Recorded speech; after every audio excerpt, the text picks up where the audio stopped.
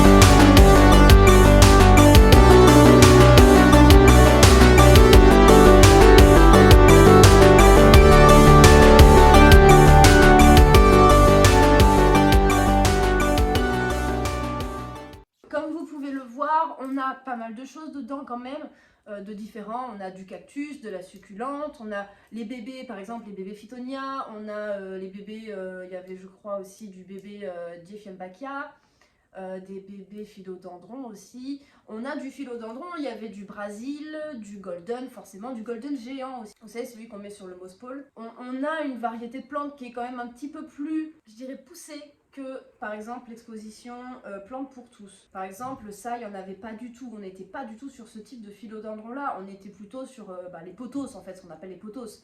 Il y en avait beaucoup de différentes sortes. En commun, hein, pas en rare. Hein. Mais voilà, on n'était pas du tout sur ce type de plante là. Là, on a quand même des alocasia qui sont différentes, je trouve, pour ma part.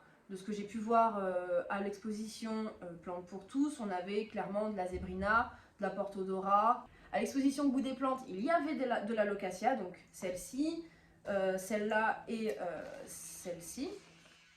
Il y avait aussi la zébrina, mais en modèle géant. Je crois que c'est la plus grosse que j'ai pu voir.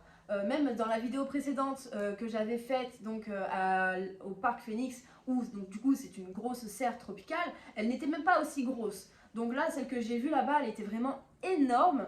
Les feuilles, elles étaient mais impressionnantes, vraiment très impressionnantes. Elle était vraiment bien mise en valeur en plus, donc bon, j'ai trouvé ça cool. Il y avait du palmier, il y avait de la Adansonii, on avait de la Tetrasperma, Il y avait des petites Monstera Deliciosa, elles n'étaient pas très grosses, elles devaient être grandes comme ça je pense. Il y avait quoi, 4 feuilles, à tout péter.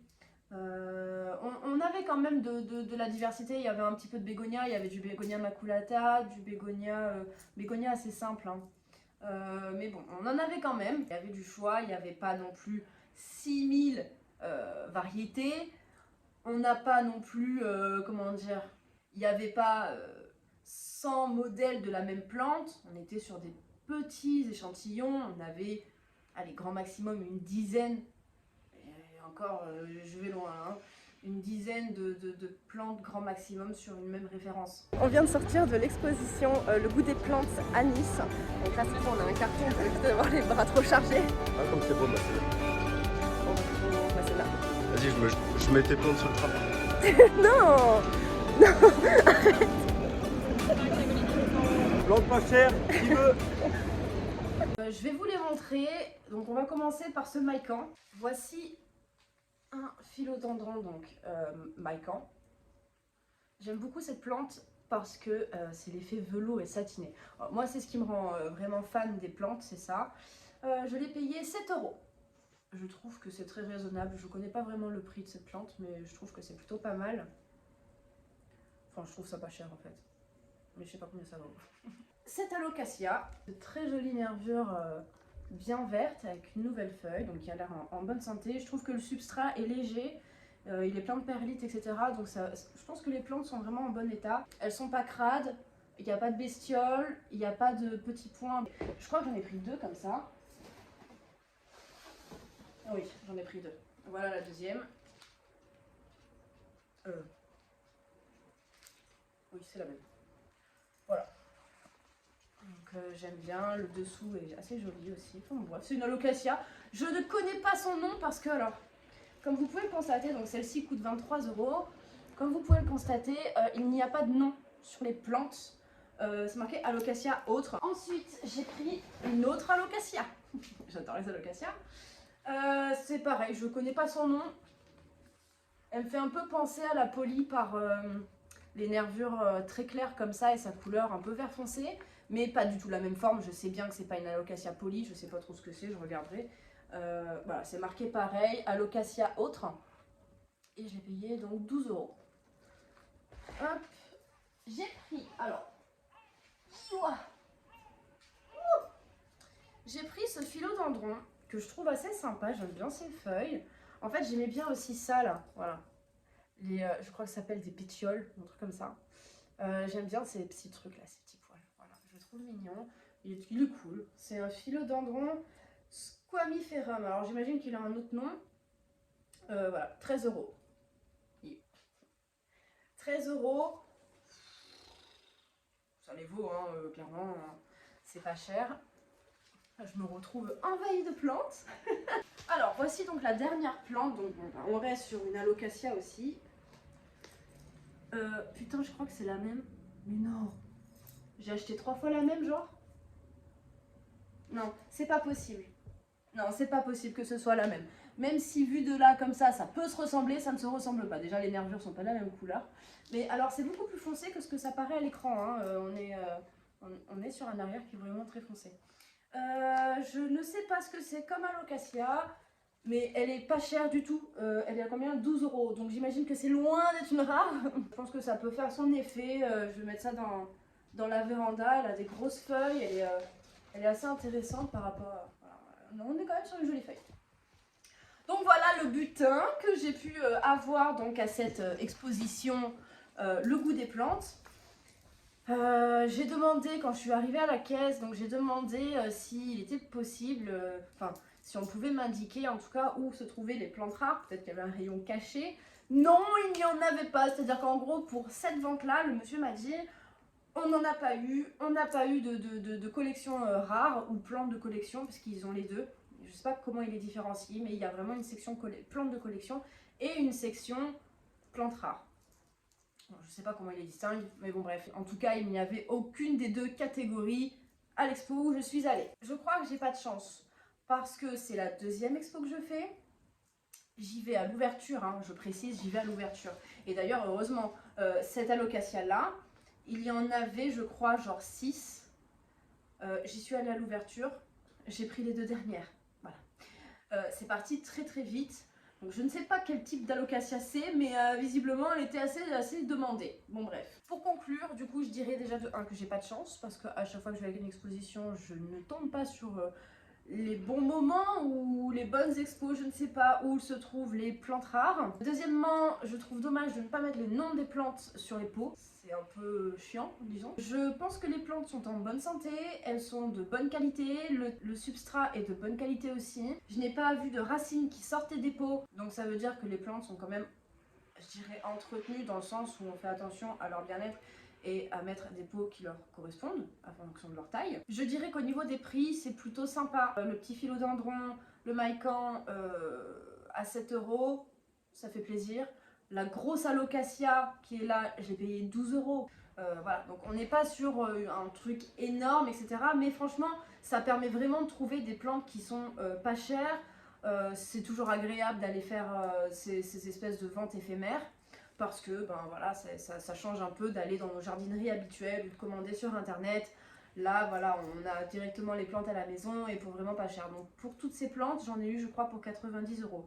Ce que je trouve vraiment très raisonnable puisque c'est largement moins que ce que je dépense par semaine chez Botanique ou chez Villa Verde en plantes. Ou même sur les sites internet, hein, donc bon. Donc voilà, moi pour moi, clairement, ça vaut quand même le coup d'y aller. Je ne repars jamais sans rien. Malgré que je sois toujours frustrée par la taille de ces expositions, je m'imagine toujours un truc énorme où il va y avoir un choix de ouf et des plantes rares. Je demande pas forcément à trouver de l'Alocasia Jacqueline ou une Adansonii variegata, bien entendu, mais d'avoir quand même un petit peu de rare, les gars, s'il vous plaît. Donnez-en, je sais pas si c'est parce que c'est à Nice, peut-être qu'à Paris, ils ont effectivement peut-être un choix plus grand et du coup des plantes rares, mais ce n'est pas le cas à Nice. Alors je ne sais pas pourquoi, peut-être que le transport, voilà, ça ne va pas aux plantes rares, je ne sais pas. Mais je trouve ça quand même assez décevant parce que quand on vous annonce qu'il va y avoir des plantes rares, enfin, il y avait certaines plantes que je voulais acheter là-bas, que je n'ai pas trouvées. Donc c'est vrai que je suis assez déçue et clairement je n'ai du coup pas du tout envie de commander sur leur site parce que je voulais les avoir à l'exposition. Voilà, si j'avais voulu acheter sur le site, je ne serais pas allée sur l'exposition. Donc bon, je les trouverai autre part, tant pis. Mais c'était pas de toute façon des plantes qui faisaient partie de ma wishlist, donc c'est pas grave si je ne les ai pas. Sur ce, je vous souhaite une bonne soirée ou une bonne journée et je vous dis à dimanche prochain. Ciao!